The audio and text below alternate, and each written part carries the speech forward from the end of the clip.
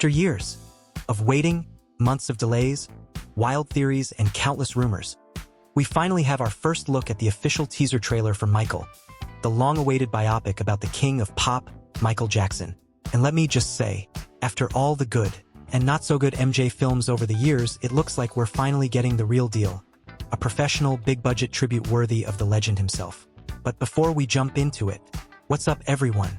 Welcome back to the channel. If you're a fan of Michael Jackson or IMVU, make sure to hit that like button, subscribe, and follow me on my socials.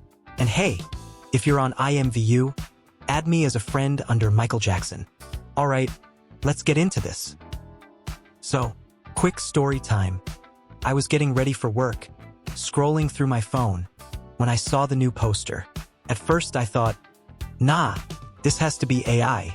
But then I realized this was from the official account. Before I could even process it, the trailer dropped. I was so hyped, I literally forgot some of my stuff at home while rushing out the door. I tried to hurry and get to my place and watch the trailer before my shift started. I watched that trailer over and over throughout the day. Now, we aren't going to do a normal reaction video since I'm an IMVU avatar, if that wasn't obvious, and I've already seen the trailer, so we will instead do a trailer breakdown. With that being said, let's start breaking it down. So first off, we've got Kendrick Sampson as Quincy Jones, prepping to record a track. On the board, you can see the pinned lyrics to "Wanna Be Startin' Something." And yes, it even includes that iconic "Mama Say Mama Saw Mama Coo Saw" line. So yeah, that puts to rest the internet theory that it was "I'ma tell ya one more time, I'm not gonna stop." Then we get our first real look at Jaafar Jackson as his Uncle Michael in the recording booth for Off the Wall.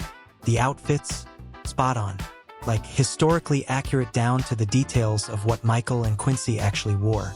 Next shot, the LA Dodgers Stadium, where the Jacksons performed during the Victory Tour back in '84. This may be the scene with Michael's final performance with his brothers. A big moment, and the trailer captures that scale perfectly. Then, boom! Jaafar in the Bad Tour outfit.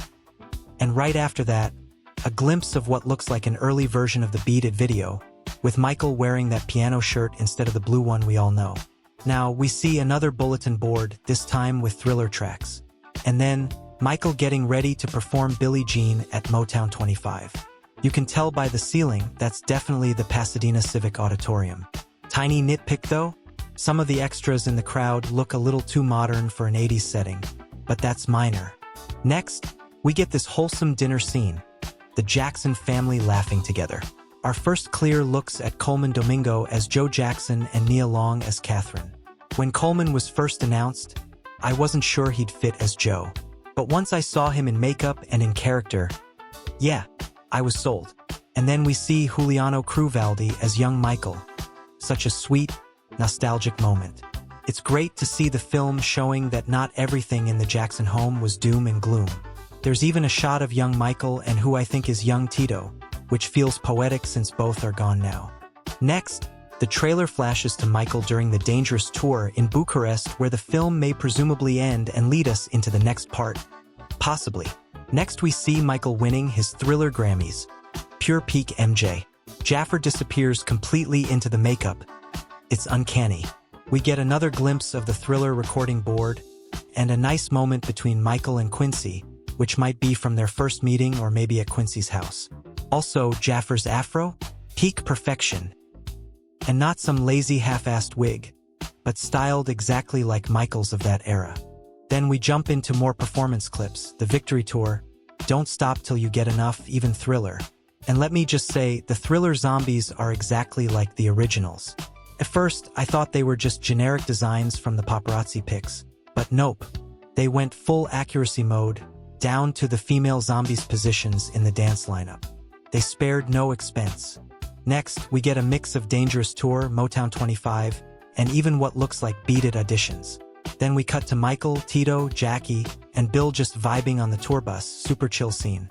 We see Miles Teller as John Branca, sitting across from Michael, probably discussing the Beatles catalog deal, though judging by the costume, it's likely after the purchase.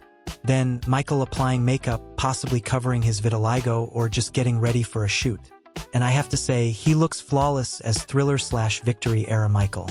We also get Michael waving to fans from a limo. Definitely the 1984 Victory Tour press conference at Tavern on the Green. Then, more Victory and Bad Tour clips, where Jaafar nails every pose and dance move down to a T.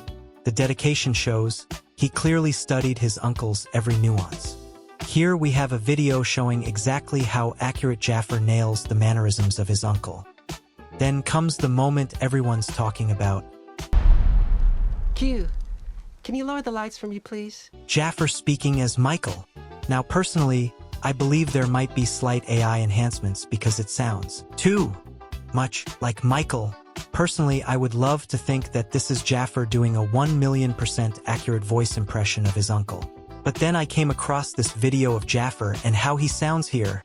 30th anniversary of the Jacksons, they performed in New York, and that was the only time I got to see my Uncle Michael perform. Just seeing the fans' reactions and the energy, that really inspired me to want to be in the music, even though I was in golf at that time, but I knew it would lead to that eventually. So I believe what they did was have Jaafar say all these lines normally, but during the editing went back over and used an AI modulator to make him sound more like Michael. Honestly, I wouldn't be surprised.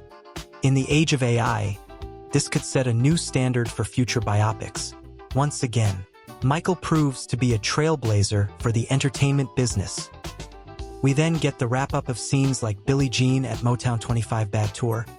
But personally, I want to focus on the one scene with little Michael watching the godfather of soul, James Brown. I'm so happy they included this scene. Many often overlook how impactful James Brown was to Michael's life and career.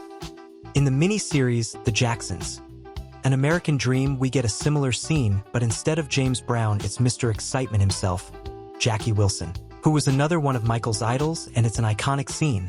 And in 2017, the biodrama starring Ernest Valentino, they only mentioned dancers Gene Kelly and Fred Astaire, completely overlooking the black dancers he looked up to. So this scene here, I'm assuming we're gonna see Michael watching James Brown and getting inspired. I'm gonna play this clip, and you can see why this scene needs to be in the film. I couldn't refuse to give this award tonight because nobody has influenced me more than this man right here.